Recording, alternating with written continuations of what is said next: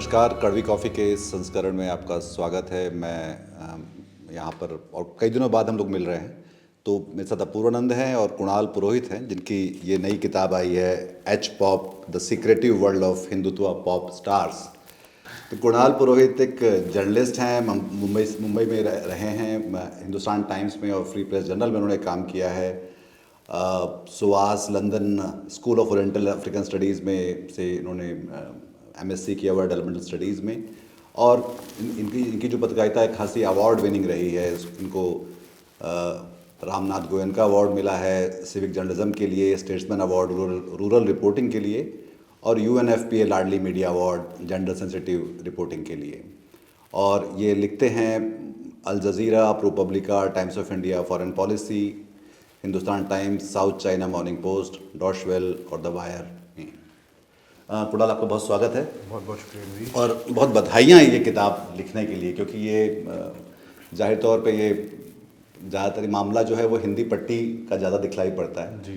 क्योंकि ख़ास तौर पे यूँ कि एक तो यहाँ पर भगवा जो लहर है वो बहुत ज़्यादा मजबूत भी है और ज़मीन पर हर जगह दिखलाई पड़ती है। और उनकी ज़्यादातर चीज़ें जो हमारा जो सामाजिक बर्ताव है, चाहे वो राजनीति का हो, चुनाव को लेकर हो, धर्म को लेकर हो, सांप्रदायिकता को लेकर हो, वो सब में बहुत ज़्यादा लक्षित होता है। और ये जो किताब जिन लोगों के बारे में है, तो वो ज़्यादातर वो लोग हैं जो इसके जिसको हम कह सकते हैं कि एक तरह से चीयर लीडर हैं, या वो उस डिस्कोर्स को सेट करने वाले हैं, या एंडोर्स करने वाले हैं, वैलिडेट करने वाले हैं, रीइंफोर्स करने वाले हैं। तो आपने कैसे सोचा इस किताब के बारे में? तो शुरू तो यहाँ से करते हैं और फिर उन चरित्रों के बारे में बताइए जो जिनसे आप इस किताब के जरिए आप मिले और उनके साथ आपने एक संबंध भी बने आपके। जी नीतीश, पहले तो बहुत ज़्यादा शुक्रिया अदा आपको करना चाहूँगा कि आपने मुझे यहाँ बुलाया। आपके साथ, अपूर्वानंद जी के साथ, आप लोग ऐसे लोग हैं जिनको मैं बहुत सालों से जिनके बारे में पढ़ते आया हूँ, जिनको पढ़ते आया हूँ, और उनसे काफ़ी कुछ सीखने मिला है, ख़ास करके आपसे, अपूर्वानंद जी से। तो बहुत अच्छा लग रहा है कि आप लोगों के साथ बैठा हूँ मैं। ये किताब दरअसल मैं पिछले 6-7 सालों से मेरी जो रिपोर्टिंग रही है, एक इंडिपेंडेंट जर्नलिस्ट के तौर पर मैं रिपोर्टिंग करते रहा हूँ। और उसमें मेरा एक फोकस ये रहा है कि हम जो बढ़ती सांप्रदायिकता को देख रहे हैं, चाहे वो मॉब लिंचिंग हो, चाहे वो रायट हो, दंगे होते हो, तो उसके पीछे मेरी थोड़ी सी एक रिपोर्टिंग रही है कि उसमें जाकर मैं ग्रास रूट में देखूँ मैं कि ये भले इंसिडेंट तो हो रहे हैं हमारे मीडिया में। एक दिक्कत ये है कि हम लोग ये सारे जो दंगे होते हैं, जो सारे किस्से होते हैं, उसको हम एक इवेंट की तरह लेते हैं सर। और वो हम देखते हैं कि ये इवेंट हो गई है आज, तो इसको रिपोर्ट करेंगे 2-3 दिन के लिए, फिर हम लोग चले जाएंगे अपनी अपनी ज़िंदगी में।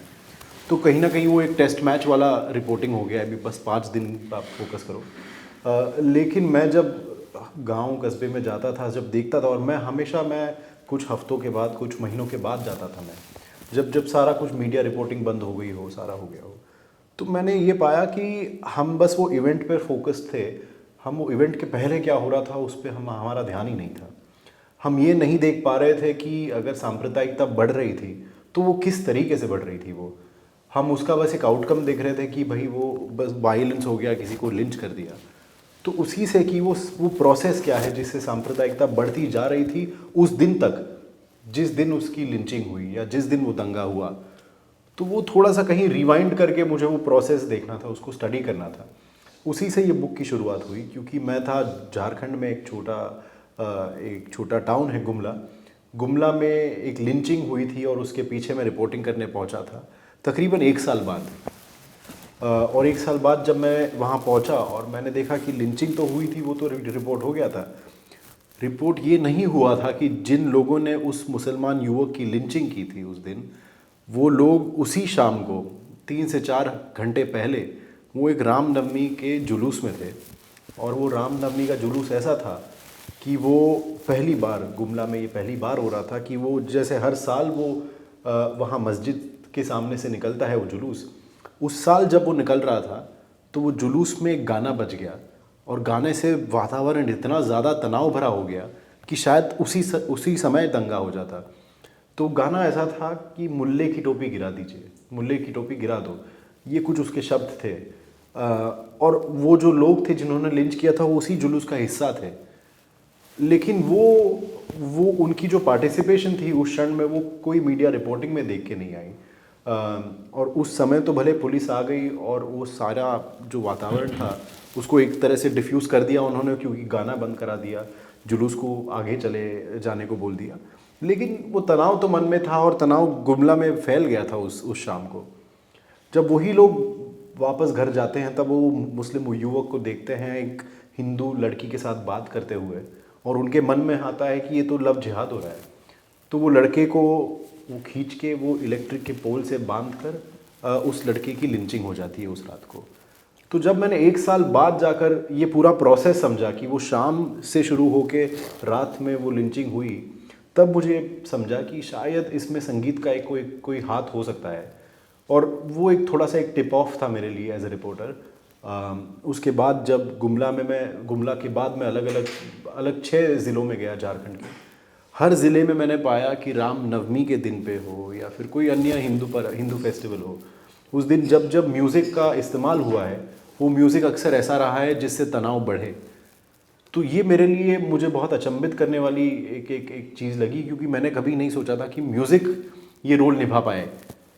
हमें हमेशा लगता है कि म्यूज़िक हम इसीलिए सुनते हैं कि हमको सुकून चाहिए, हमको रिलैक्स होना है या फिर हमको एंटरटेन होना है, लेकिन इस माहौल में म्यूज़िक का बहुत एक अलग रोल हो गया था।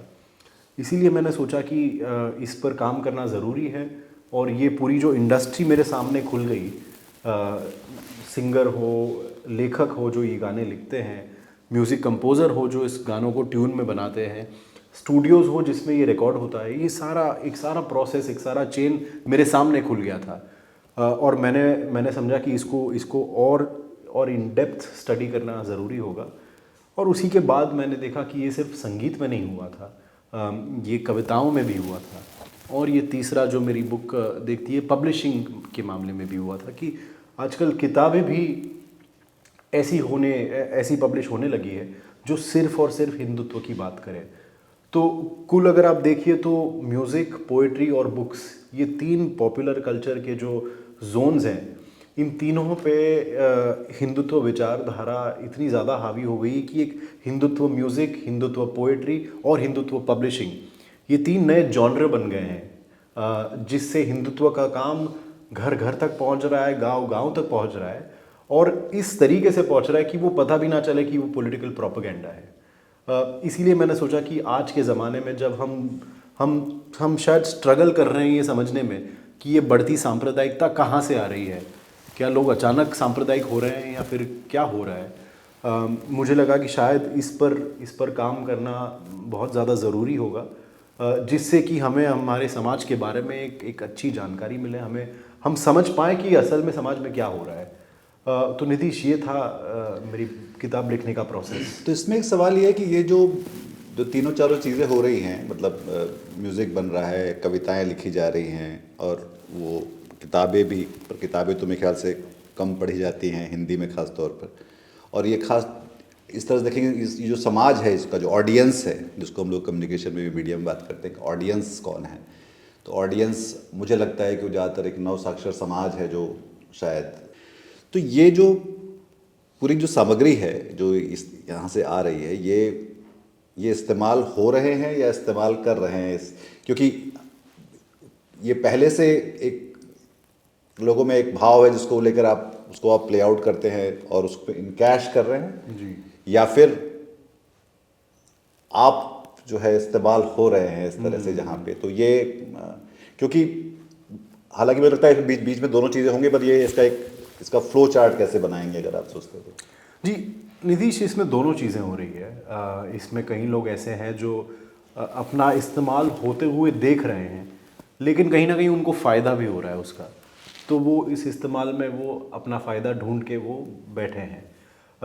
कई लोग ऐसे भी हैं जो समझ रहे हैं कि शायद गंगा इस तरह बह रही है कि हमें भी इसमें पार्टिसिपेट होना है और हमें इसका जो लाभ मिले वो उठाना है। तो ये अपॉर्चुनिज़म तो बिल्कुल है, लेकिन इसके साथ साथ ऐसे भी बहुत सारे लोग हैं जिनको मैंने किताब में भी जिनका वर्णन किया है, जो लोग आइडियोलॉजी से बहुत ज़्यादा कमिटेड लोग हैं, और जो लोगों ने ये देखा है कि शायद मेरा स्किल सेट ऐसा है कि मैं अपने स्किल सेट को इस्तेमाल कर मेरी आइडियोलॉजी आगे तक पहुँचाऊँ। हाँ, तो ऐसे भी बहुत ज़्यादा लोग हैं। तो इसको मुझे लगता है ब्रॉड ब्रॉड स्ट्रोक से इसको जनरलाइज करना मैं ठीक नहीं मानता, क्योंकि कभी कभी प्रोग्रेसिव मूवमेंट में या लिबरल मूवमेंट में एक सोच बन जाती है, एक अजम्पशन बन जाता है कि ये सारे जो लोग हैं वो या तो मतलब पैसे दिए गए हुए लोग हैं जो ये पैसे के लिए कर रहे हैं, या फिर ये अपॉर्चुनिस्टिक लोग हैं। आई थिंक ये मानना हमें शायद ज़रूरी पड़ेगा इस दौर में कि ऐसे बहुत सारे लोग हैं जो आइडियोलॉजिकली कमिटेड है। आप आइडियोलॉजी से शायद आप डिसएग्री कर सकते हैं, लेकिन वो कमिटेड है अपनी आइडियोलॉजी से, और वो ये मानते हैं कि उनका काम आइडियोलॉजी को आगे बढ़ाना है। तो मैंने मेरे रिपोर्टिंग के 4 साल की रिपोर्टिंग में मैंने ये पाया कि बहुत लोग ऐसे भी थे जो सालों साल से ये कर रहे थे। इनको ना तो कोई कमर्शियल सक्सेस मिल पा रहा था, इनको ना तो कोई राज्यसभा सीट मिल पा रही थी, इनको ना तो बीजेपी के टॉप नेताओं के एक्सेस मिल पा रहा था, कुछ नहीं था इनके लिए।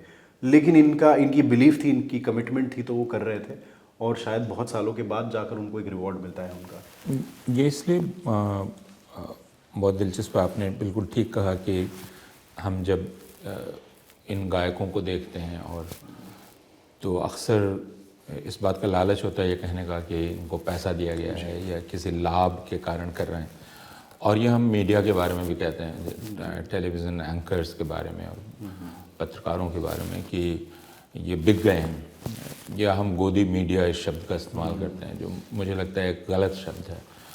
और मैं आपसे सहमत हूँ कि ये विचारधारात्मक रूप से इस बात को मानते हैं और उसका अपने माध्यम से प्रचार करने की कोशिश करते हैं, तो वह चाहे पत्रकारिता हो या संगीत हो, जो गायक हैं वो ये कर रहे हैं। आपकी और निदेश की जो बातचीत हो रही थी उस वक्त में ये सोच रहा था कि भारतीय जनता पार्टी ने पिछले दिनों ऐसे गायकों को टिकट दिया, चाहे आप मनोज तिवारी को देख लें या निरहुआ को देख लें, और अभी उन्होंने पवन सिंह को भी टिकट दिया था, लेकिन काफ़ी शोर हो गया और इसलिए वह पवन सिंह को ही कहलवाया गया होगा शायद कि मैं अभी लड़ नहीं सकता। लेकिन यह निर्णय मुझे बहुत दिलचस्प लगता है कि ये सारे गायक वे हैं जिनके गीतों को अगर आप देखेंगे तो जिसको आप सबसे फूहड़ स्तर कह सकते हैं, सेंसिबिलिटी का, संवेदना का सबसे निम्नतम स्तर, उसको ये एड्रेस करते हैं या उसको टच करते हैं। तो इस चीज़ को और इसे दोनों को कैसे देखें कि जिसमें आप क्रूडेस्ट पॉसिबल सेंसिबिलिटी का लेवल और उसके साथ हिंसा और घृणा इन दोनों को भड़काना, तो इन दोनों का मेल, इसको आपने कैसे देखा इसमें? जी बिल्कुल। क्या पाया? देखिए, जब हम देखते हैं सांप्रदायिकता जिस मॉडल से बढ़ती जा रही है, मेरा आकलन ऐसा है कि एक ज़माना था जब बड़े बड़े दंगे होते थे, मतलब उसमें बहुत ज़्यादा पोलराइजेशन होती थी, उसमें लोग जो हैं बहुत ज़्यादा नंबर्स में वो या तो इंजर हो जाते थे, उनकी बहुत ज़्यादा मौतें हो जाती थी। ऐसा एक मॉडल था सांप्रदायिकता का। उसके बाद आया एक दूसरा मॉडल जहाँ पे आइसोलेटेड इंसिडेंट्स हो गए कि शायद किसी की लिंचिंग हो गई, शायद गांव में कहीं कोई तनाव बढ़ गया, थोड़ी सी छोटी सी क्लैशेस हो गई। उसी श्रेणी में जो अब का मॉडल, वो आज ऐसा मॉडल मुझे लग रहा है वो ये है कि सांप्रदायिकता आज एक रोज़मर्रा की ज़िंदगी में कैसे पहुँचाएं, उस पर फोकस बहुत ज़्यादा है। तो उससे होता ऐसा है कि जब आप सांप्रदायिकता अपने गानों में, अपनी कविताओं में, अपनी किताबों में आप लोगों तक पहुंचाते हैं हर दिन 24/7 365 डेज़, तब आपको ना तो बड़े दंगे करवाने की ज़रूरत है, ना तो आपको किसी की मॉब लिंचिंग करवाने की ज़रूरत है, ना तो आपको गांव में कोई बड़ा तनाव कराने की ज़रूरत है। वो खुद ब खुद हो जाएगा, क्योंकि आपने लोगों तक वो जो डोज आप आप पॉलिटिकल रैली में हेट स्पीच करा के जो डोज उनको एक दिन में देते हैं, वो आज आप स्प्रेड करके आपको हर रोज़ उनको आप वही डोज दे रहे हो आप। तो कहीं ना कहीं लोग खुद ही बाहर आकर उनको जो करना है वो करेंगे, और वो हम देख रहे हैं आज। हम वो मुजफ्फरनगर में देखते हैं जब वो टीचर एक मुस्लिम बालक को पकड़ती है और कहती है सारे हिंदू बच्चों को कि इसको मारो। या और हम देखते हैं मुंबई में जहाँ पे आरपीएफ कांस्टेबल है जो मुसलमान पैसेंजर्स को बाहर निकाल कर उनको गोली मार देता है, और फिर उसी के बाद कहता है कि अगर हिंदुओं को बचना हो तो योगी और मोदी को वोट करना पड़ेगा। हम देख रहे हैं कि आज ऐसे लोग बाहर आके सांप्रदायिकता का एक एग्जीबिशन कर रहे हैं, जो लोग किसी राजनीतिक दल से जुड़े नहीं हैं, जो ना तो वीएचपी से जुड़े हैं, ना तो बजरंग दल से जुड़े हैं, ना तो कभी वो आरएसएस का हिस्सा रहे होंगे। वो रोज़मर्रा की ज़िंदगी में आप और मेरे जैसे लोग हैं जो शायद कोई कहीं काम करते हो, कहीं सर्विस करते हो, कहीं किसी का बिजनेस हो, लेकिन आज उनको लग रहा है कि उनको अपनी सांप्रदायिकता का एक एक एक एग्जिबिशन देना है, उसको कहीं ना कहीं उसको एक एक्सप्रेशन देना है। और ये मैं सोचता हूँ आज के नए सांप्रदायिक मॉडल की एक बहुत बड़ी जीत है। तो अगर आप इसको इस एंगल से एनालाइज करें तो आपको समझ में आ जाएगा कि गायकों को लोकसभा की टिकट देना क्यों ज़रूरी हो जाता है, या फिर पॉपुलर कल्चर के ये सारे जो पॉप स्टार्स हैं उनको एक रिवॉर्डिंग मैकेनिज़्म बना के देना क्यों बहुत ज़रूरी हो जाता है। क्योंकि आज आपका ज़मीनी तौर पर काम करने वाले लोग ये हैं। आज वो ज़माना नहीं रहा जब कार्यकर्ताओं को घर घर जाके कैंपेनिंग करनी पड़ती है। आज कैंपेनिंग सारी फ़ोन पर हो रही है, और यही वो लोग हैं जो आपका म्यूज़िक बना के लोगों के गांव तक पहुंचा रहे हैं। वो रामनवमी का जुलूस हो, वो होली का जुलूस हो, वो कावड़ यात्रा हो, अलग अलग ओकेजन्स पे यही गाने बज रहे हैं। अलग अलग कवि सम्मेलनों में यही कविताएं चल रही है। तो ये सारा जो एक वर्क क्रिएट हो रहा है आर्टिस्ट्स का, उनको कहीं ना कहीं ये दिखाना ज़रूरी है कि आपका काम हम मानते हैं और उसको हम रिवॉर्ड भी करेंगे। और मुझे लगता है इसीलिए हम देख रहे हैं कि ना बस वो लोकसभा टिकट की बात नहीं है, लेकिन अगर आप पार्टी में भी देखें, आप आरएसएस में भी देखें, आप जो हिंदू राइट विंग इकोसिस्टम है उसमें आप देखेंगे बहुत सारे ऐसे लोग हैं जो बहुत उभर कर आ रहे हैं। जैसे यूपी इलेक्शन 2021 की बात है, जब मैं इसी बुक की रिपोर्टिंग कर रहा था तब एक गाना वहाँ बहुत ज़्यादा चल गया था जिसका नाम था जो राम को लाए हैं हम उनको लाएंगे, यूपी में फिर से हम भगवा लहराएंगे। तो जब वो गाना चल गया, उसके जो गायक थे कन्हैया मित्तल, वो कोई बीजेपी आरएसएस के कोई कार्यकर्ता नहीं थे, वो भजन गाते थे बहुत सालों तक। लेकिन जब ये गाना चला तब बीजेपी की रैलियों में वो दिखने लगे, उनको कैंपेनर के रूप में बीजेपी उनको हर रैली में लेके जाती थी। और जब योगी इलेक्शन जीत गए उसके बाद कन्हैया मित्तल को एक इनाम भी मिलता है योगी के हाथों। तो आप देख रहे हैं कि एक रिवॉर्डिंग मैकेनिज्म बनाया जा रहा है जिससे और लोग जो आइडियोलॉजिकली कमिटेड हो या फिर जिसको शायद अपॉर्चुनिज्म हो, वो ये देखे और आगे बढ़े और ऐसा काम करे। तो कंटेंट के लेवल पे एक मतलब मुझे याद है कि एक कलर्स ऑफ वायलेंस में जैसे साध्वी रितंबरा के पूरे भाषण का मनोविश्लेषण किया है सुधीर कक्कड़ ने जी। तो उसमें वो शुरू करती है कि देश को खतरा है और पाकिस्तान है, फिर पाकिस्तान से वो फिर मुसलमानों पे आती हैं, मुसलमान मतलब पड़ोसी मुसलमानों, फिर वो मुसलमान जिसके बगल में मैं रहता हूँ। तो ये जो पूरा मतलब मैं इसमें भी देख रहा था कई जगह वो देश से बात होती है, फिर दुश्मन, और फिर वो दुश्मन हमारे बीच में ही, बाहर का तो हम देख लेंगे पर अंदर के जो लोग हैं। तो ये जो पूरा इसको आप कैसे देखते हो कि ये जो पूरा एक कंटेंट का जो पूरा एक फ्लो है, और कैसे उसको वो जो पब्लिक या कहीं और है वो फिर पर्सनल हो जाता है सबके लिए, और फिर वो उसको एक इमोशनल बॉयल पे ले जाता है उस तरह से। नहीं देखिए, कुछ जो आप अगर ये पॉप कल्चर की बात करें तो चाहे वो गाने हो, चाहे कविताएं हो, चाहे वो किताबें हो, कुछ तो ऐसे सब्जेक्ट्स हैं जो बहुत सालों तक हिंदुत्व सोच में और विचारधारा में रहे हैं, जिनके बारे में बहुत सारे लोगों ने बात की है। सावरकर से लेकर गोलवलकर से लेकर सारे लोगों ने इन चीज़ों पर चर्चा की है। जैसे हुआ मुसलमान का जो सवाल है उस पर कि क्या किया जाए, कैसे इसको डील किया जाए, वो तो है। फिर हुआ पाकिस्तान, है ना, जो इंडिपेंडेंस के बाद से ये जो रेटरिक रहा है, वो ये कुछ मुद्दे तो ऐसे हैं जो क्लासिकली बहुत सालों से जिस पे बातचीत होती जा रही है हिंदुत्ववादी सोच विचारधाराओं के जो प्लेटफॉर्म्स होते हैं उस पर। लेकिन इस पॉप कल्चर को एक एज मैं कहूँगा मिलती है आज के ज़माने में, वो इस वजह से मिलती है कि वो सिर्फ इन मुद्दों पर सीमित नहीं है, वो कॉन्स्टेंटली नए नए मुद्दों को लेके आती है, वो कॉन्स्टेंटली अपनी विचारधारा को बढ़ाने के लिए नए नए दुश्मनों का खोज करती रहती है। और इस विचारधारा को इस रूप में सरवाइव करने के लिए, उसको जीने के लिए, विचारधारा को फ्लरिश करने के लिए दुश्मनों की बहुत ज़्यादा ज़रूरत पड़ती है। तब एक से ज़्यादा दुश्मन की, और जो अलग अलग तरह के दुश्मन, अलग अलग तरह के। क्योंकि जैसे मैं किताब देख रहा था तो आपने जिक्र किया है कि इसमें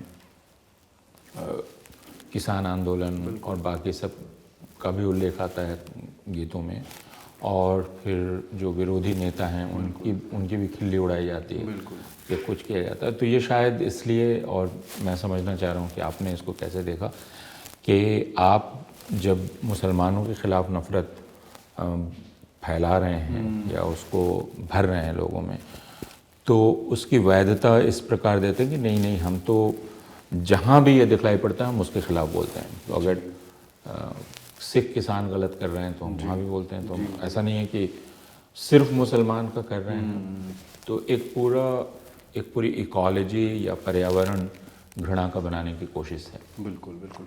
देखिए, ये माहौल, जिस माहौल में ये लोग ऑपरेट कर रहे हैं वो है राष्ट्रवाद का माहौल, जिसमें वो सभी अपने आप को राष्ट्रवादी बताते हैं। चाहे वो कमल आग्ने हो जो इसमें कवि है, या फिर जो कवि सिंह हो जो इसमें जो गायिका हैं, ये सारे अपने आप को राष्ट्रभक्त कहते हैं। और इसीलिए इनको जब अपनी छवि राष्ट्रभक्त की बनानी है और उसको कॉन्स्टेंटली उसको रीटरेट करना है, तो वो हर ऐसे दुश्मन को चुनेंगी जिसको अटैक करने से उनकी राष्ट्रभक्ति और दिखे।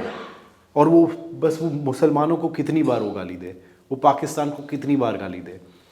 तो बहुत ज़्यादा ज़रूरी हो जाता है कि वो फिर अलग अलग लोगों को, अलग अलग विचारधाराओं को चुने और उनको अटैक करे, और ये कहें कहीं अपने सब्सक्राइबर्स, अपने फॉलोअर्स से कि देखिए मैं ये कर रही हूँ क्योंकि मैं राष्ट्रभक्त हूँ, और मुझे कोई सिर्फ मुसलमानों से प्रॉब्लम नहीं, मुझे सिर्फ ईसाइयों से प्रॉब्लम नहीं।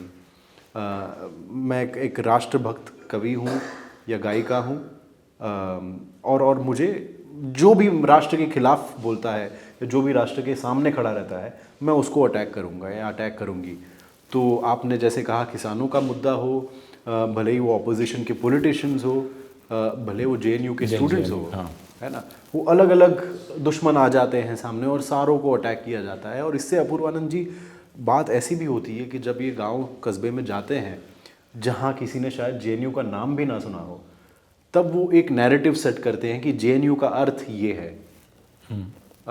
तो आप जब कॉन्स्टेंटली यही बात हर जगह जाके बताते हो, तो जिसको पता ही नहीं है कि वो क्या है चीज़, उसके मन में एक छवि बैठ जाती है कि अच्छा ऐसे लोग हैं वहाँ। और जो हमें इस बारे में इत्तला कर रहा है वो सच्चा राष्ट्रभक्त है और वो सच्चा देशभक्त है।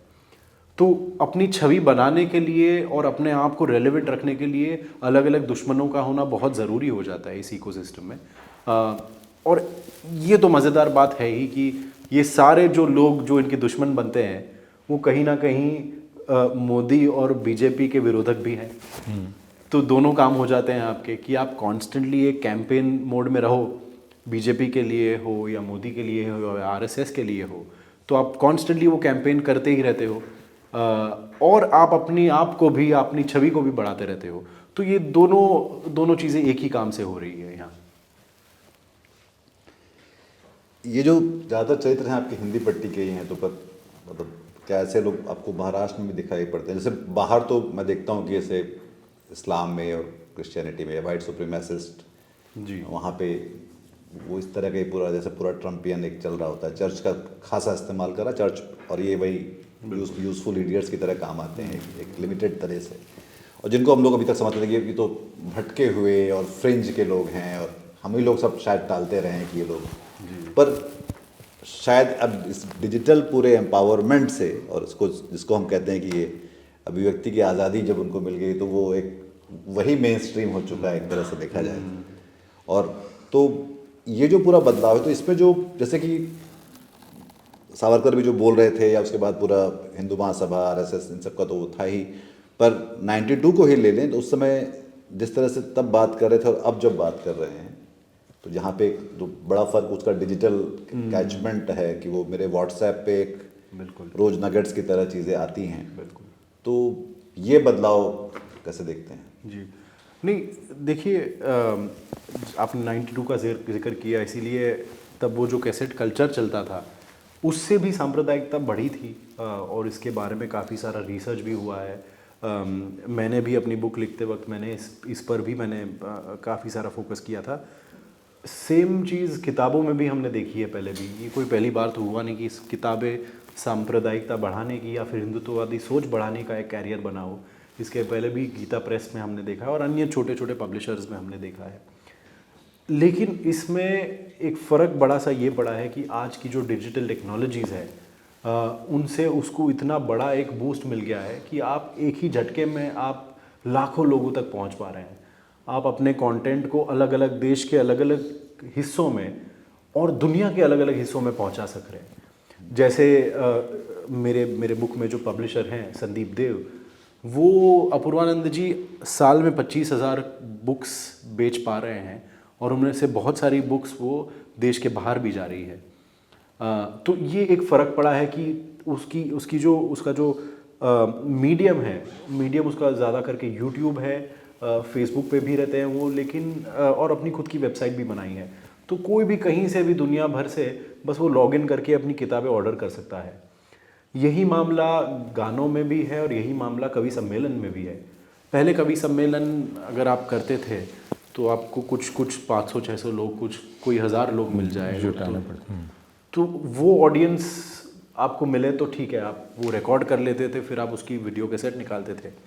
आज का ज़माना ऐसा हो गया है कि बस वहाँ तो लोग जो आते हैं वो आते हैं, लेकिन उसी कवि सम्मेलन को रिकॉर्ड करके वो यूट्यूब पे भी जाता है, तो वहाँ पे भी कुछ लाख लोग देख लेते हैं। फिर उसी कवि सम्मेलन में से जो छोटी छोटी कविताएं निकलती है वो इंस्टाग्राम पे भी जाती है, फिर वो यूट्यूब शॉर्ट्स में भी हो जाएगी कविताएं।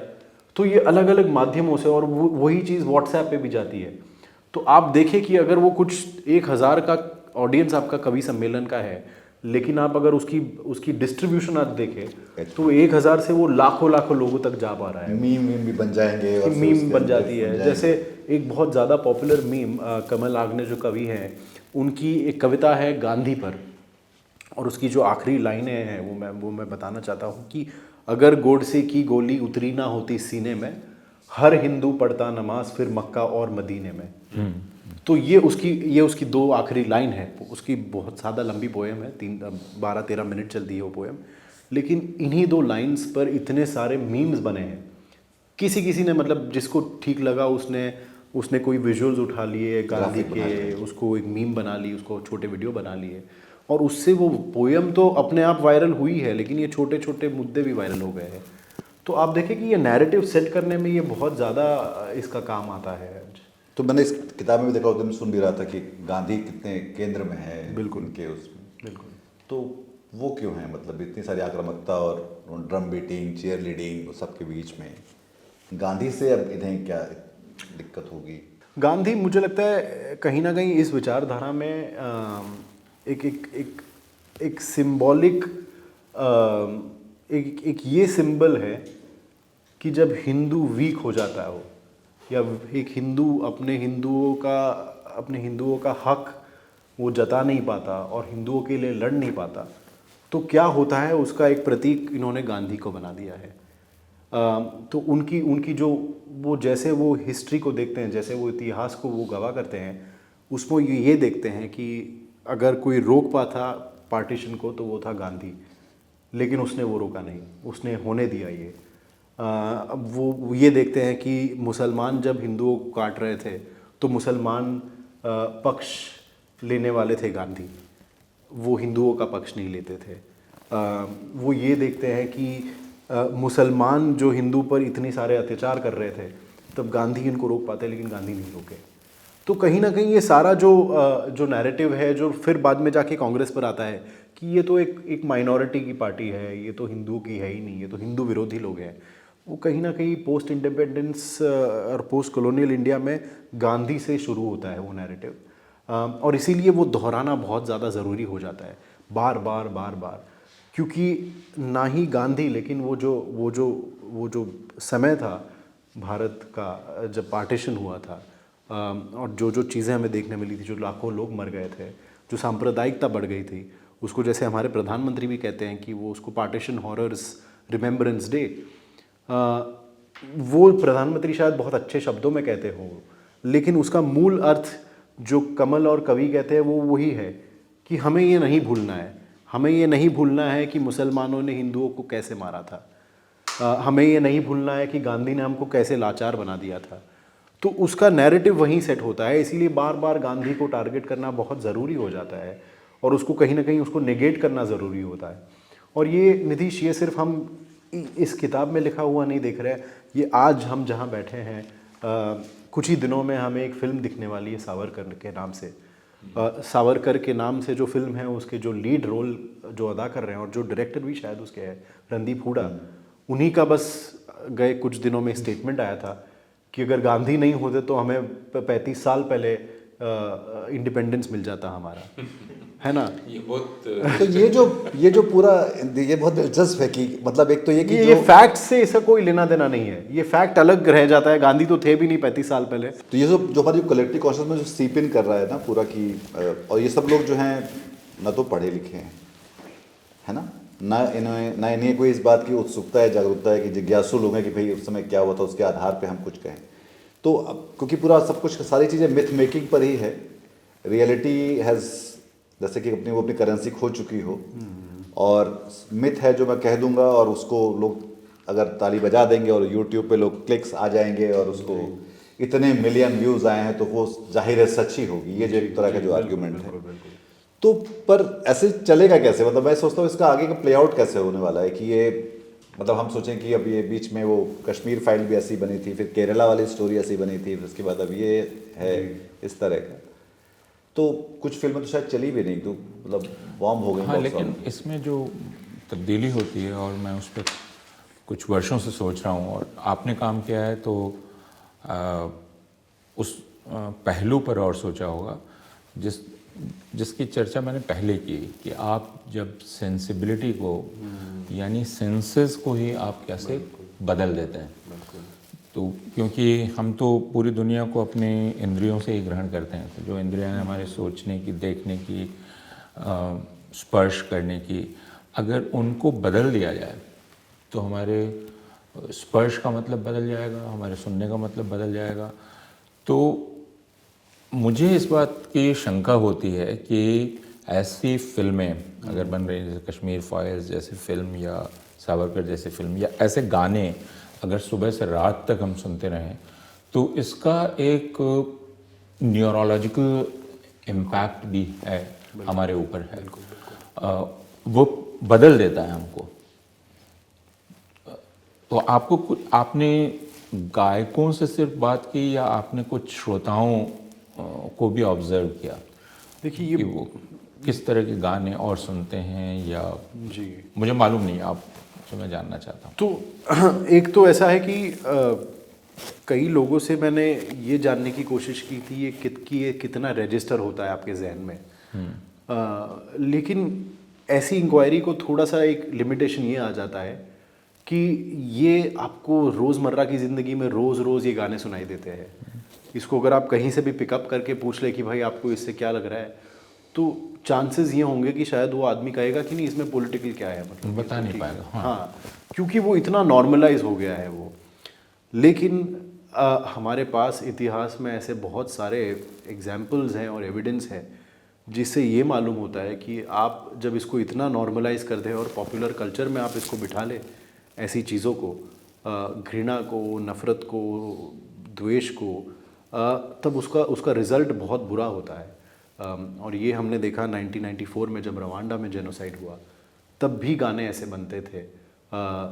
जो हुतू कम्युनिटी के लोग थे, उनमें एक सिंगर थे और वो वहाँ के उस ज़माने के, उनको माइकल जैक्सन बुलाते थे रवांडा के, वो भी ऐसे गाने बनाते थे तुत्सीस के अगेंस्ट। तो वो गाने बार बार चलते थे, जैसे हमको रेडियो रवांडा का तो पता है, लेकिन ये गाने भी वहाँ चलते थे बार बार। और उससे कहीं ना कहीं लोगों के मन में ये बैठ गया कि भाई इनको ख़त्म करना ही हमारी प्रॉब्लम्स का, हमारी समस्याओं का हल होगा। वो हमने वहाँ देखा, वो हमने यहाँ म्यांमार में भी देखा। रोहिंग्या मुसलमानों का जो नरसंहार हुआ है उसमें भी हमने देखा है कि म्यूज़िक का बहुत एक बड़ा रोल रहा है। ये चीज़ पर बहुत ज़्यादा लोगों ने फोकस नहीं किया है, लेकिन आप अगर वहाँ देखें तो वहाँ पे भी एक म्यूज़िक इंडस्ट्री पूरी बन गई थी जो सिर्फ़ और सिर्फ रोहिंग्या मुसलमान को नफ़रत कैसे करे और उन पे क्यों घृणा करनी चाहिए उस पर गाने बनाती थी। तो वो गानों का भी असर हमने देखा है। और एक थोड़ा सा अगर इससे हट जाए इस पॉलिटिकल चीज़ से, लेकिन आप जो कह रहे थे कि इसका जो न्यूरोलॉजिकल असर होता है वो हमने इस चीज़ पर भी देखा है कि जब यूएस आर्मी के जो मरीन्स होते थे वो इराक, अफ़गानिस्तान ऐसी जगहों पर जाते थे जहाँ शायद सिविलियन कैजुअलिटी बहुत हो, तो उनको गाने सुनाए जाते थे। रॉक, वो डेथ मेटल कहते हैं उनको, तो उनको इस टाइप का म्यूज़िक सुनाया जाता कि वो अपने एक मेंटल प्रेपरेशन में चले जाए स्टेट में, कि फिर वो उनको मारना आसान हो। तो म्यूज़िक का असर रहा है वो, एविडेंस तो है ही, हमारे पास उदाहरण भी ऐसे बहुत ज़्यादा है कि ये म्यूज़िक ये करता है। यही मायने में पोइट्री का भी एक इतिहास रहा है। जैसे उसामा बिन लादेन जैसा आतंकवादी भी पोइट्री लिखता था, ये बहुत सारे लोगों को नहीं पता है, लेकिन वो बहुत एक बड़े एक कवि थे उस सर्किट में। उनकी पोइट्री रिसाइट की जाती थी, उनकी पोइट्री सब लोग पढ़ते थे। आईसिस में भी पोइट्री का एक बहुत ज़्यादा अहम रोल रहा है, और रिसर्च में और इन्वेस्टिगेशंस में ये पाया गया है कि पोइट्री जो आईसिस से निकलती थी वो लोगों को रेडिकलाइज करने में उसका एक बहुत अहम रोल रहा है। तो हम देख रहे हैं बार बार कि एक्सट्रीमिस्ट मूवमेंट्स हो, उसमें पॉप कल्चर का बहुत एक अहम रोल रहा है, लेकिन हम फिर भी समझ नहीं पा रहे हैं कि ये हमारे कॉन्टेक्स्ट में कैसे हो रहा है। तो कहीं ना कहीं ये बुक का एक उद्देश्य ये भी था कि ये लोगों तक पहुंचाया जाए कि पॉपुलर कल्चर को आप जब प्रोपेगेंडा बना के आप जब आप उसको कंज्यूम कर रहे हो बिना सोचे समझे, उसका असर शायद यही होगा कि धीरे धीरे आप रेडिकलाइज होते जाओगे और आपके मन में ये सारी चीज़ें नॉर्मलाइज होती जाएगी टू अ पॉइंट कि फिर आपको पता नहीं चलेगा सही क्या है और गलत क्या है। कुणाल, ये जैसे जिन लोगों के साथ आप मिल रहे थे, बात कर रहे थे और सालों मिलते रहे, तो जब उनके किसी गाने या किसी ट्रिगर के कारण अगर कोई जब हिंसा हुई या कोई मारा गया, हाँ, तो उसके बाद उनको इस बात पे गर्व हुआ, अफसोस हुआ, बोले कि हमारा तो कोई रोल था नहीं, मतलब वो उससे हाथ झाड़ के खड़े हो गए कि उनकी क्या? तो नीतीश, इसमें एक लिमिटेशन ये था कि अगर आप देखिए, मतलब मीडिया में काफ़ी रिपोर्टिंग हुई है इसके बारे में कि जब गाने बजे हैं ऐसे जुलूसों में, मस्जिद के बाहर हो या मुसलमान एरिया में, तब तनाव बढ़ा है, कभी कभी शायद राइट भी हुआ है। ये महाराष्ट्र में हुआ है, ये किस्सा झारखंड में हुआ है, ये हैदराबाद में भी हुआ है, ये अन्य जगहों पर। लेकिन अब वो मीडिया की शायद वो सेंसरशिप कहें या जो कहें, लेकिन कभी भी आपको कौन सा गाना था उसका वर्णन कभी नहीं मिलेगा आपको कि ये क्या गाना बज रहा था, कि उसके वर्डिंग ऐसे क्या थे जिससे तनाव बढ़ गया। तो मैं जब इस चीज़ पर रिपोर्टिंग करने चाहता था, मैं यही सोचता था कि ये गाने कौन से हैं। लेकिन आपने तो कहा कि म्यूज़िक बजा, उससे टेंशन बढ़ गया, कि तनाव आ गया समाज में, लेकिन वो क्या गाने थे? तो गाने में कभी समझ नहीं पाया दूसरे लोगों की मीडिया रिपोर्टिंग से। इसीलिए मैंने अपने आप जो मीडिया रिपोर्टिंग करने की कोशिश की, उसमें मैंने कुछ गाने पाए जिससे तनाव बढ़ रहा था। कवि सिंह जो गायिका है जिसके बारे में मैंने लिखा है, उनके गाने मुझे कभी नहीं मिले जो रास्ते पर बज रहे हो जिससे तनाव बढ़ा हो। इसका अर्थ ये नहीं कि उससे नहीं हुआ हो, लेकिन शायद वो हमको मिले नहीं है इसके एविडेंस, और हमको शायद एग्जाम्पल्स नहीं मिले अब तक। लेकिन मैंने उनसे ये बात ज़रूर की थी, और ना ही उनसे, सारे लोगों से बात की थी मैंने कि आपको तो ये समझ आता ही होगा कि आपका जो काम है वो भारत में ही एक समाज है जिसको आप दुश्मन बना रहे हो, जिसके अगेंस्ट आप नफ़रत फैला रहे हो, आप गुस्सा पैदा कर रहे हो। उनका मानना बहुत क्लियर है, वो बोल रहे हैं कि हम जो बात कर रहे हैं वो हम हिंदुओं की बात कर रहे हैं, और हमको जो सही लगता है हम वो बात आगे रख रहे हैं। उसके आगे क्या हो वो लोगों की बात है, उस पर हम कुछ नहीं कह सकते। हम जाके किसी को मार नहीं रहे, हम जाके किसी को काट नहीं रहे, और जैसे लिबरल लोगों की आज़ादी होती है अभिव्यक्ति की, वैसे ही हमारी आज़ादी है अभिव्यक्ति की। तो हम अपना एक्सप्रेशन दे रहे हैं, वो अपना एक्सप्रेशन दे।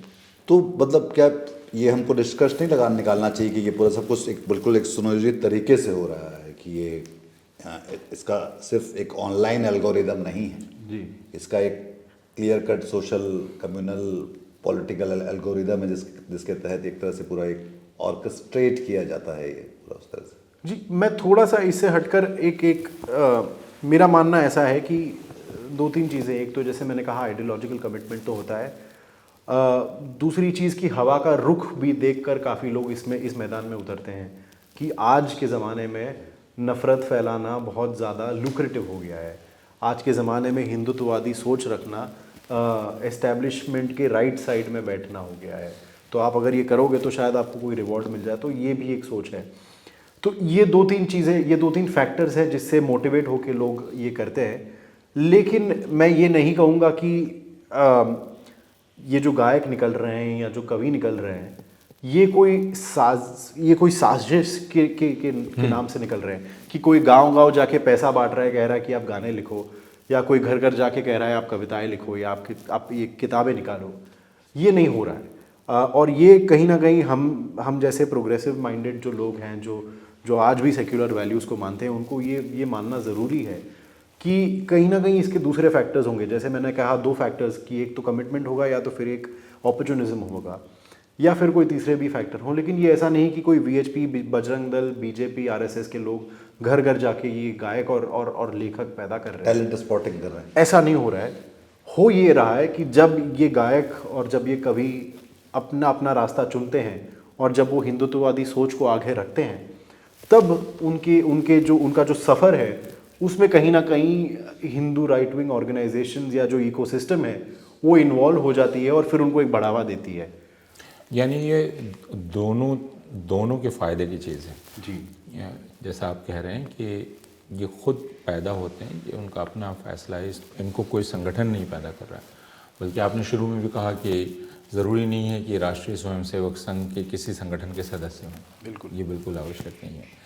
लेकिन जब ये करने लगते हैं तो एक दो तरफा व्यापार चलता है, जिसमें भारतीय जनता पार्टी को भी पता है कि ये उसके लिए काफ़ी फ़ायदेमंद है, और फिर वह उनको एक पहुंच देती है लोगों तक जो शायद उनसे नहीं मिलती को, और उसके चलते उनको आर्थिक लाभ भी बहुत होता है। बिल्कुल बिल्कुल। जो हमने तथाकथित सोशल मीडिया इन्फ्लुएंसर्स के मामले में देखा है, या अलीशान जाफरी और नील माधव ने जो कैरावान में रिपोर्ट की थी क्लिकबेट जर्नलिज्म का, कि ये एक ऐसा मॉडल है जिसमें आप बनाते हैं, उसके बाद उनके इस्तेमाल की वो चीज़ हो जाती है, और उस इस्तेमाल से फिर आपका रेवेन्यू काफ़ी बढ़ता है। तो इसका एक पूरा अर्थशास्त्र भी है। बिल्कुल है। इस राजनीति, या हम कह सकते हैं इसका पूरा एक राजनीतिक अर्थशास्त्र है। बिल्कुल है इसका, क्योंकि जैसे मैंने किताब में भी लिखा है, मुझे दो ऐसे कवि मिले जो कवि सम्मेलन में जाते थे और देशभक्ति की राष्ट्रवादी बातें करते थे। कहीं ना कहीं बीजेपी ने ये देखा और उनको अपने कल्चरल विंग्स का हिस्सा बना लिया। अब ये चीज़ लोगों तक नहीं पहुंची, तो जो कवि सम्मेलन में उनको सुनने आते थे उनको नहीं पता था कि ये बीजेपी के कल्चरल विंग का हिस्सा है। उनको ये लगता था कि ये तो राष्ट्रभक्त कवि है, कि ये तो अपने देश को प्रेम करने वाला कोई कवि है और वो अपनी कविताएं रख रहा है। तो ये जो इम्पार्शियल क्रेडिबिलिटी जो आती है वो बहुत ज़रूरी हो जाती है इकोसिस्टम में। जब आपको पता चल जाए कि आपके सामने जो कवि परफॉर्म कर रहा है, जो गायक परफॉर्म कर रहा है, वो बीजेपी से है, तो उसकी मैसेजिंग की क्रेडिबिलिटी शायद थोड़ी कम हो जाती है, क्योंकि फिर आप एक पॉलिटिकल मैसेजिंग कंज्यूम कर रहे हैं आप। लेकिन जब आपके सामने कोई आता है और कहता है देखिए मैं तो अपने देश से प्रेम करता हूँ, मेरा इनसे कोई लेना देना नहीं है, ना तो मैं किसी पार्टी का हिस्सा हूँ, ना तो मैं आरएसएस की शाखा में कभी गया था, ना तो मैं वीएचपी बजरंग दल में किसी से कोई इत्तला रखता हूँ, लेकिन मैं ये चीज़ें मानता हूँ, तब आप उसको शायद ज़्यादा मानोगे और आप कहोगे नहीं ये ठीक कह रहा है, ये तो बस देशभक्त है और कुछ नहीं है ये। तो इसीलिए ज़रूरी हो जाता है कि इम्पार्शियलिटी का एक जो पहनावा है वो पहने रहना चाहिए। वो बहुत ज़रूरी है ये इकोसिस्टम को काम करने के लिए।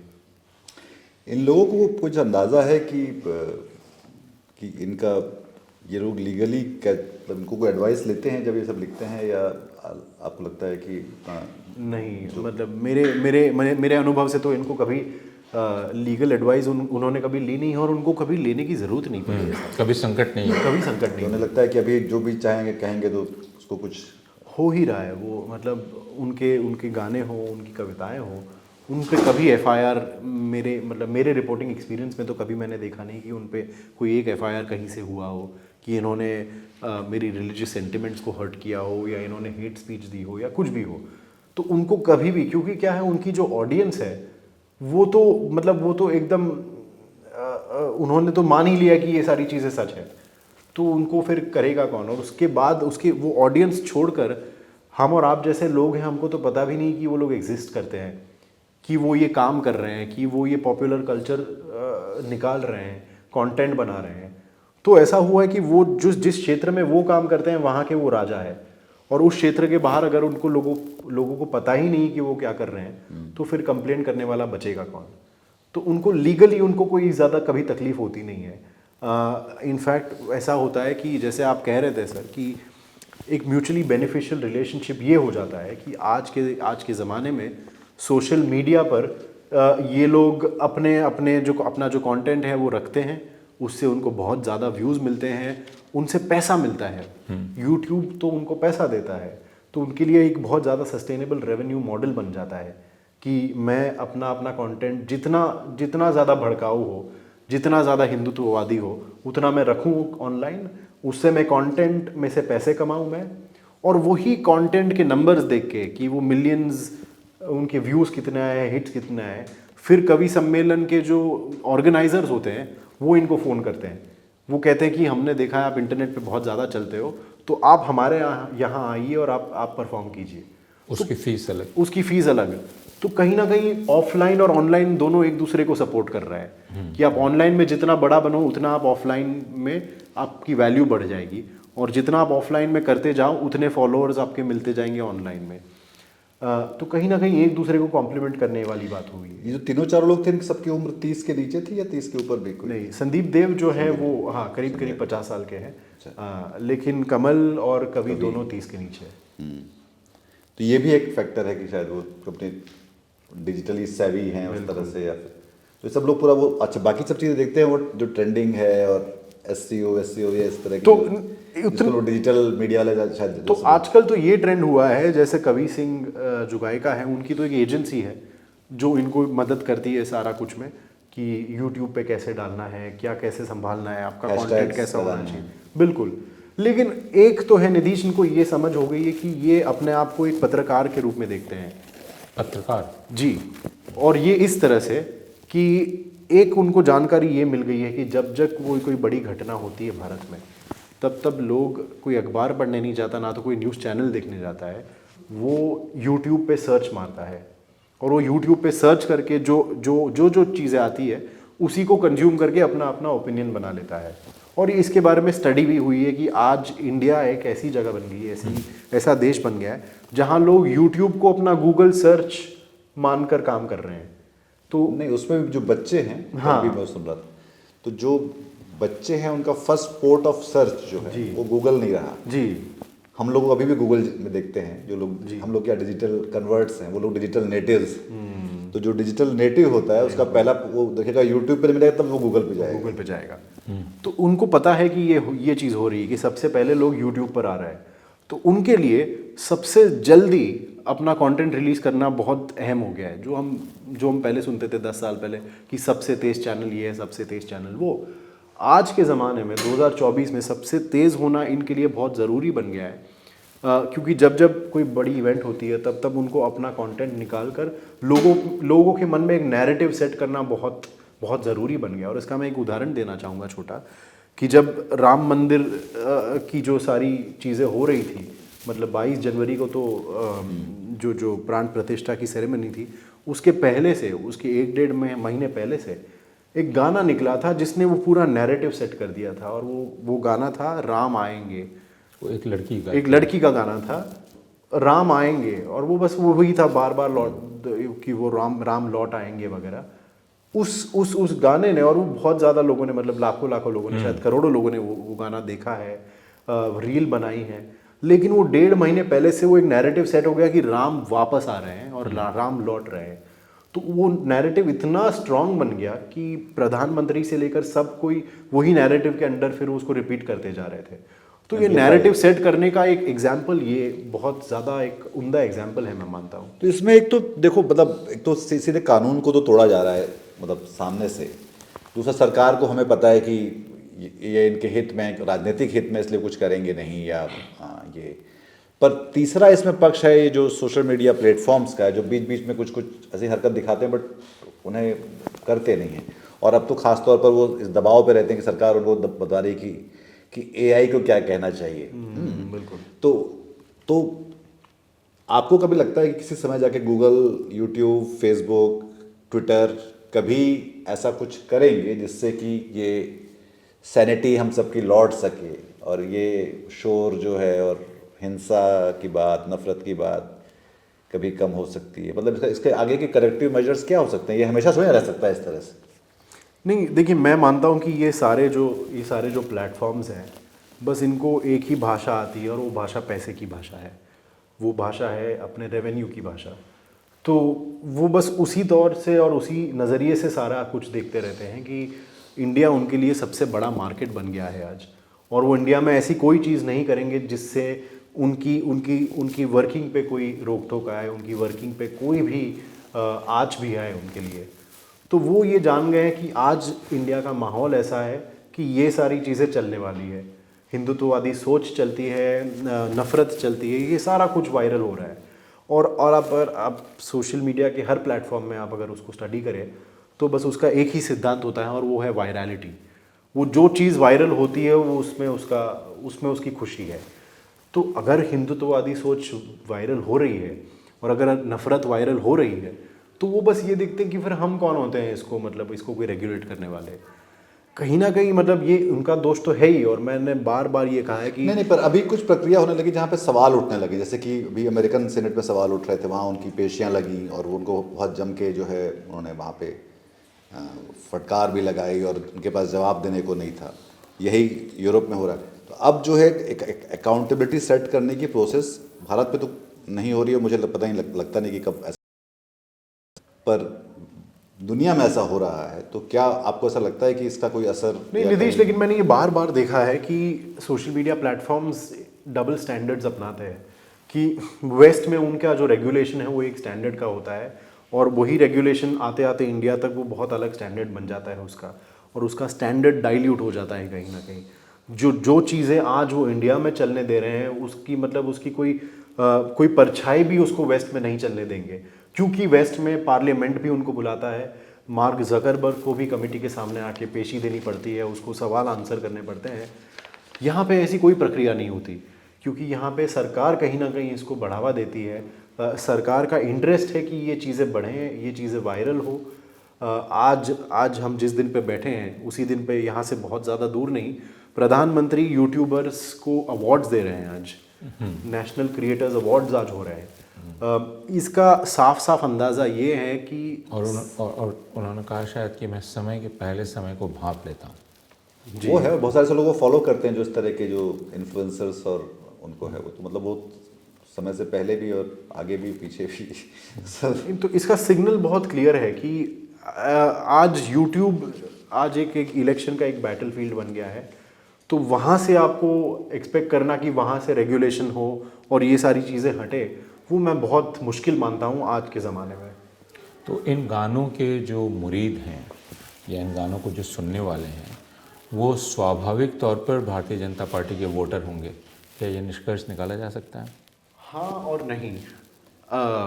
लेकिन ज़्यादा संभावना यही है कि वो उनके वोटर होंगे। लेकिन यहाँ पे मैं ये चीज़ भी क्लियर कर देना चाहता हूँ कि मैंने जब ये बुक लिखनी शुरू की, मैंने जब उसकी रिसर्च शुरू की 2019 में, तो जैसे नितीश आपने भी कहा, मेरे भी असम्पशन यही थे कि शायद ये गांव कस्बे की बात होगी, शायद ये अशिक्षित लोग हैं जो इसको शायद कंज्यूम कर रहे हैं, शायद इनको कोई इससे अच्छा पॉप कल्चर इनको शायद नहीं मिल पा रहा है। लेकिन जैसे 4 साल का मेरा जो सफ़र रहा है ये किताब लिखने में, वैसा ही सफ़र हिंदुत्व पॉप का भी रहा है। बिल्कुल। कि जो गांव कस्बे से शुरू हुआ था वो आज हमारे आसपास शहरों तक पहुंच गया है। वो ना सिर्फ शहरों तक पहुंचा है। वो जब इंडिया और पाकिस्तान का मैच हो रहा था नरेंद्र मोदी स्टेडियम में, तब वहाँ पे जो गाने बज रहे थे उसमें से भी ये। हिंदुत्व पॉप के गाने बज रहे थे। भारत का बच्चा बच्चा जय श्री राम बोलेगा, ये गाना स्टेडियम में बज रहा था।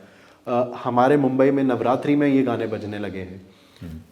कॉलेज के रियूनियंस हो, कॉलेज के फेस्टिवल्स हो, वहाँ ये गाने बजने लगे हैं। आर्मी अभी हाल में जो खबर जी बिल्कुल, जो कैडेट्स की पास आउट हो रहे हैं, पास आउट हो रहे हैं, वहाँ ये गाने बज रहे हैं। तो आज हिंदुत्व पॉप हमारे बिल्कुल आसपास है, कोई ज़्यादा दूर नहीं है। आपको कहीं जाना नहीं पड़ेगा उसको देखने के लिए, बस आपको अपनी आँख और अपने कान खुले रखने होंगे और देखना होगा, वो आसपास ही बचता होगा शायद। खिड़की खोलते सुनाई देगा मतलब। बिल्कुल। तो इसका जो असर समाज के लिए है कि क्योंकि इन गानों को सिर्फ हिंदू नहीं सुन रहे हैं, बिल्कुल, गाने तो मुसलमान भी सुन रहे हैं और बाकी लोग भी सुन रहे हैं। हिंदुओं का रेडिकलाइजेशन हो रहा है जैसा आपने कहा, और ये बहुत महत्वपूर्ण बात है क्योंकि अभी 4-5 रोज़ पहले मैंने खबर पढ़ी कि किसी जेल में ये पाया गया कि वहाँ रेडिकलाइज कर रहे हैं कुछ मुसलमान, तो उसको लेकर पूरे देश में छापे मारे गए। उसको पढ़ते समय मैं सोच रहा था कि हिंदुओं के लिए इसे छापे मारने की ज़रूरत नहीं है, क्योंकि ये रेडिकलाइजेशन बहुत स्वाभाविक तौर पर, जो भी आप खुद कह रहे थे कि सुबह से रात तक हो रहा है, और हिंदू बच्चे, हिंदू किशोर, हिंदू बूढ़े रेडिकलाइज हो रहे हैं, जो 20 साल पहले वो नहीं थे, अब वो हैं। आज हो रहे हैं। तो लेकिन जैसा मैंने कहा कि फिर इस समाज पर क्या आपने मुसलमानों से भी बात की और दूसरों से भी बात की कि उन पर क्या असर पड़ रहा, और वो खुद इसके पूरे उपभोग को, ये जो हिंदू इसको इतने मज़े से सुन रहे हैं और अपना गाना बना रहे हैं, इसको मुसलमान कैसे देखते हैं? नहीं, कहीं ना कहीं मतलब दर्द भी बहुत ज़्यादा होता है कि अपने ही देश के एक समाज को अगर आप इतना विलनाइज कर दो कि आप कहो कि ये देशद्रोही है, मक्कार है, इनको देश से बाहर निकालो, इनका खात्मा कर दो। ये सारी चीज़ें ये गानों में कही जा रही है, ये सारी चीज़ें इन कविताओं में कही जा रही है। तो इसका परिणाम तो ऐसा है कि जिन मुसलमानों से भी मैंने बात की थी, जैसे गुमला, मैंने कहा आपको गुमला जहाँ से ये बुक की शुरुआत हुई थी, वहाँ के मुसलमानों से भी मैंने बात की, तो वो भी अचंभित रह गए कि ऐसे गाने बन रहे हैं आज जिसमें हमारा खात्मा करने की बात हो रही है। तो दर्द बहुत ज़्यादा होता है कि एक कहीं ना कहीं ये फीलिंग आती है कि इतनी ज़्यादा नफ़रत हमारे खिलाफ भड़काई जा रही है और उसको रोक लगाने की कोई बात नहीं कर रहा है। एक ये होता है कि आप पॉलिटिकल रैली में आप ये स्पीच दे दो, तो क्या है, जो आम मुसलमान होगा या जो भी कोई आम होगा वो समझेगा कि ये पॉलिटिकल बात है साहब, ये जाने दीजिए, वो नेता अपनी बात करेगा। लेकिन जब वही चीज़ आपको बस में सुनाई देती हो, आपकी रोज़ की आने जाने वाली बस में, या फिर वही चीज़ आप किसी कॉलर ट्यून पे सुनते हो, जैसे मैंने सुना था, मैं जब झारखंड में था तब बहुत सारे लोगों की कॉलर ट्यून होती थी, कुछ लोग अपनी रिंगटोन बनाते हैं इन गाने को। तो जब आप अपने रोज़मर्रा की ज़िंदगी में, आम जिंदगी में आप ये गाने सुन रहे हो, तो आपको ये समझ में आ जाता है कि आपके अगल बगल के लोग भी यही विचार को रख रहे हैं। तो वो कहीं ना कहीं एक आइडेंटिफायर बन रहा है कि अच्छा, आप भी इसी में बिलीव करते हैं। तो ये बहुत बहुत दुख की बात है कि अपने ही देश के एक समाज में हम इतनी घृणा से हम उसको देख रहे हैं, हम इतने नफ़रत से उसको देख रहे हैं। तो दर्द तो लोगों को बहुत होता है, लेकिन कहीं ना कहीं गुस्सा भी होता है कि इस पे रोक क्यों नहीं लगाई जा रही है। तो बहुत शुक्रिया आपका कुणाल। ये किताब H pop the secretive world of Hindutva pop stars, Kunal की किताब है जो अंग्रेज़ी में आई है। मुझे पता नहीं कि ये हिंदी में कब आएगी, पर ये हिंदी के लोगों के बारे में है और इस समय की राजनीति, इस समय के समाज और संस्कृति, चारों चीज़ों को लेकर। और अगर आप अंग्रेज़ी पढ़ सकते हैं तो इसको आपको बिल्कुल पढ़ना चाहिए। और बहुत बहुत धन्यवाद। बहुत बहुत धन्यवाद नीतीश, बहुत बहुत शुक्रिया।